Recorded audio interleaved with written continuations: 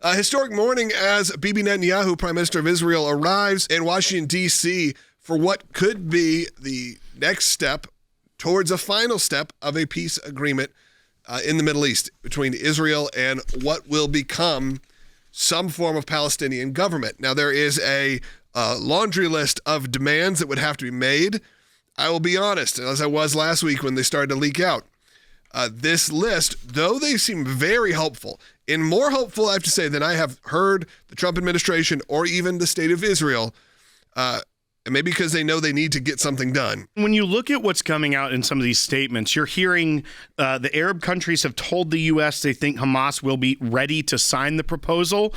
You also see that Prime Minister Netanyahu is meeting with President Trump in the White House right now. Israel had not officially signed off on this, but the reports are that they are, quote, inching closer to signing on to this.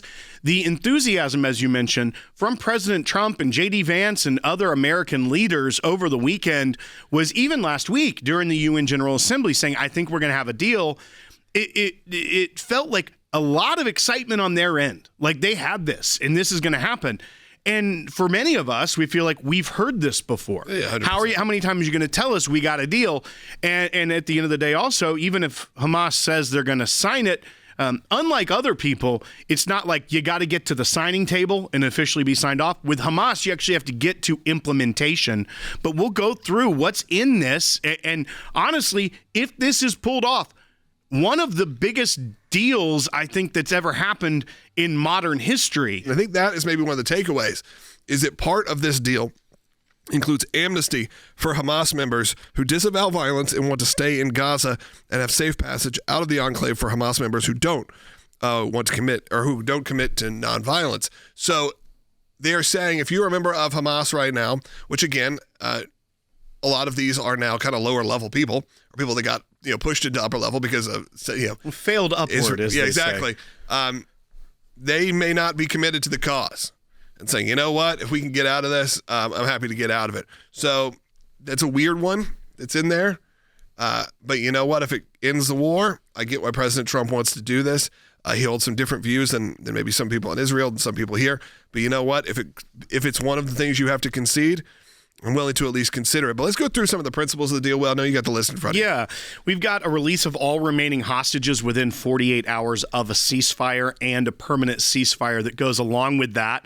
That would be a very initial sign of whether or not there's good faith on both sides that this is going to get done. Yeah, because that has not. That has been one of the things many times that gets there. And then, of course, there's been, sadly, there's been disgusting, the bait and switches of the bodies. There's been a lot of things that have happened. You got to always look back at some of the barbaric nature of this whole thing. Remember, there was a time where the family, including the kids, were sent back, and when they checked the caskets that were paraded through town, I find out that those were not the correct bodies that were in them for a while. That's right. And so a lot of these first ones are just the short term, ending this conflict. But then the second half of the proposal are things that you look forward to in the way to reshape this region. So there's a release of a lot of prisoners. A lot of times these happen with these negotiations. Post-war plan that includes a governing mechanism in Gaza without Hamas. This will include an international and Arab board with a Palestinian Authority representative and a technocratic government of unaffiliated Palestinians in Gaza. I don't know where they're going to find those unaffiliated Palestinians because many people in Gaza are Hamas by de facto situation there. But once again, this is a very lofty goal. A security force that would include Palestinians, but also soldiers from Arab and Muslim countries, a gradual withdrawal from all of Israel from all of Gaza Strip, funding from Arab and Muslim countries. So this isn't the United States paying for this. This is partners in the region that want this, that have been pushing for this, that have backed the Palestinians for a long time. Other Arab countries. Right. So you think Saudi Arabia, you think Qatar, these countries that have put their support behind the Palestinian cause, so to speak. They're basically saying, put your money where your mouth is and form a new administration, fund it, and that helps with the reconstruction and development of Gaza. there will be some involvement of the Palestinian Authority in the new governing mechanism in Gaza.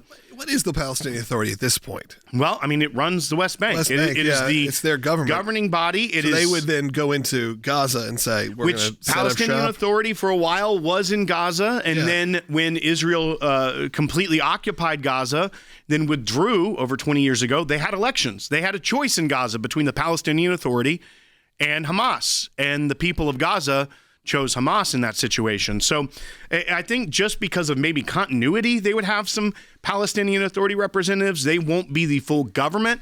It does give a little bit more credibility than I'm comfortable with to the PA at this point, because they are not the good guys. My concern with a lot of these points is that it gives a lot of credibility to people that I don't think have earned it. Then you get to the process of disarming Hamas and demilitarizing Gaza, which includes destroying all remaining heavy weapons and tunnels. Amnesty, which you already mentioned. So, I mean, that one, let's just go back to that. The process of disarming Hamas and demilitarizing Gaza, which includes destroying remaining heavy weapons, that's essentially saying we're going to level this. I mean, that's what it kind of sounds like. And that's where it goes back to the Muslim countries and Arab countries surrounding would pay for reconstruction and redevelopment. Right. So, you're going to have to wipe it clean of the buildings and the infrastructure, because so much of that, the hospitals, the mosques, the schools, are all connected underground by terror tunnels. Yeah, so when you see that, we got to remember, again, what some of these points actually mean. And that's why maybe I'm a little less hopeful than President Trump is sounding. Right. But again, I don't want to be the person who's going to, be sad on this and say this can't happen, it's not going to happen. But as you said, if they weren't able to accomplish this, it would be historic. All right, keep going. All right, then we've got the no annexation of the West Bank or occupation of parts of Gaza by Israel, an Israeli commitment to not attack Qatar again in the future, which we saw where they took out Hamas leadership there just about 2 weeks ago. And then this final one, a future credible path for Palestinian statehood after the Palestinian Authority undergoes significant reforms. So once again, it's still giving a lot of credibility, elevation to the Palestinian Authority, which is a failed leadership. Abu Mazen, which is the terrorist name of Mahmoud Abbas, who is the leader who has not had an election in decades. A billionaire because of all of the money he has scraped from foreign aid that goes to his country, or not country, rather, to his political party that governs the West Bank.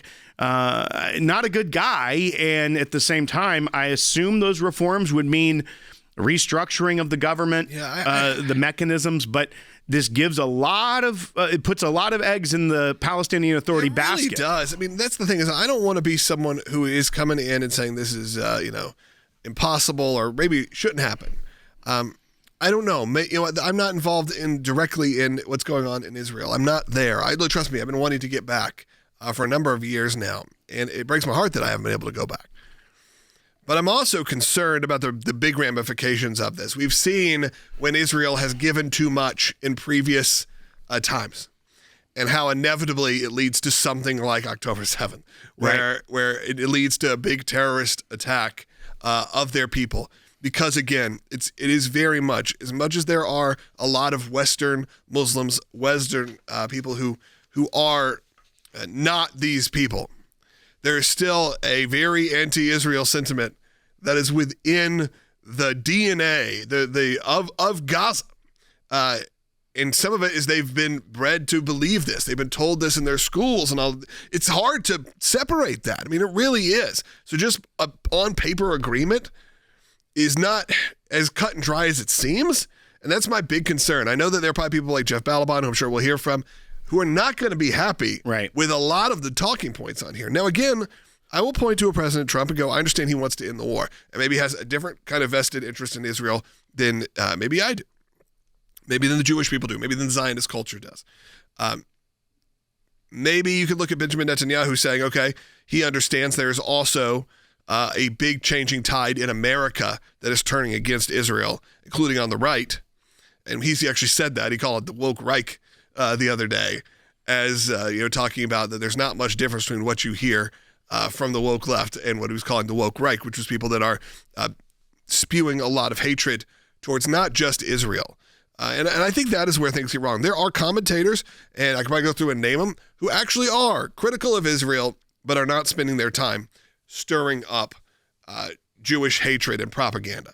but then there's plenty that are. Right. And ones that are unfortunately very well known, very out there. We've criticized many of their stuff on here before. But once again, I think also that lie, that anti-Semitic trope that gets drug from history into modern day, that, the Jews control everything, including the American government.